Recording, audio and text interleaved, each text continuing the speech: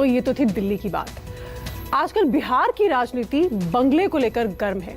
3 महीने से ज्यादा वक्त बीत जाने के बाद भी बीजेपी के मंत्रियों ने अपना सरकारी बंगला खाली नहीं किया है। भवन निर्माण विभाग ने सभी मंत्रियों को बंगला खाली करने का नोटिस दिया है। साथ ही दोनों पूर्व उप मुख्यमंत्री को जुर्माना भी लगा है। 10 अगस्त 2022 को नीतीश कुमार ने मुख्यमंत्री पद से इस्तीफा दिया। बिहार में एनडीए की जगह महागठबंधन सरकार बन गई। बीजेपी कोटे से सरकार का हिस्सा रहे मंत्री पूर्व मंत्री हो गए, लेकिन कुर्सी छिन जाने के बाद भी ज्यादातर नेताओं ने अपना सरकारी बंगला खाली नहीं किया। पूर्व उप मुख्यमंत्री तारकिशोर प्रसाद का बंगला मौजूदा उप मुख्यमंत्री तेजस्वी यादव को आवंटित किया गया है, लेकिन जब तक तारकिशोर बंगला खाली नहीं करते तब तक तेजस्वी शिफ्ट कैसे होंगे? यह जो आलीशान बंगला है यह पूर्व डिप्टी सीएम तारकिशोर प्रसाद का है, जो 3 महीने का वक्त बीत जाने के बाद भी अभी तक उन्होंने इस बंगले को खाली नहीं किया है।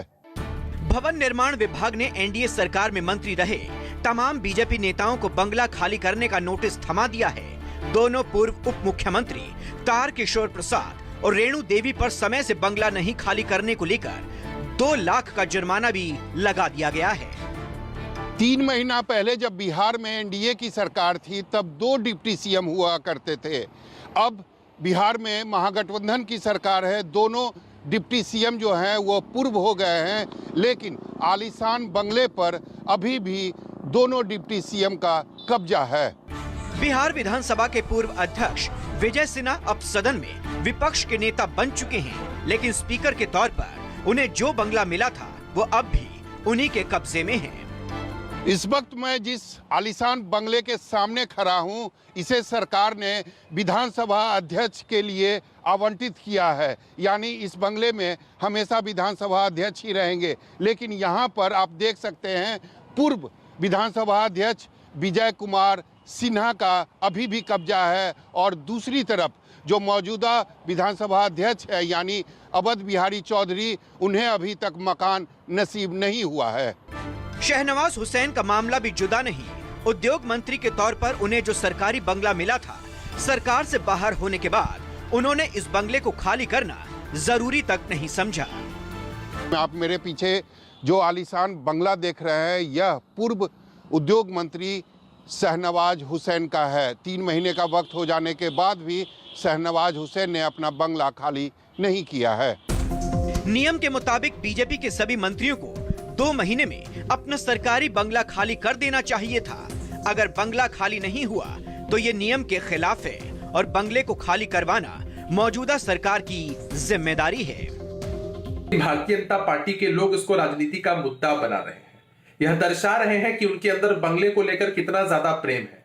जनता की सेवा से तो उन्हें मतलब नहीं है, क्या सुख सुविधा उन्हें मिले सिर्फ उससे मतलब है। नीतीश सरकार में स्वास्थ्य मंत्री रह चुके मंगल पांडे, पथ निर्माण मंत्री रहे नितिन नवीन, या फिर विधान परिषद के सभापति रहे अवधेश नारायण सिंह, किसी ने भी अपना बंगला खाली नहीं किया। अब भवन विभाग का नोटिस और पूर्व मुख्यमंत्री के जुर्माने के बाद बीजेपी गुस्से में आ गई है।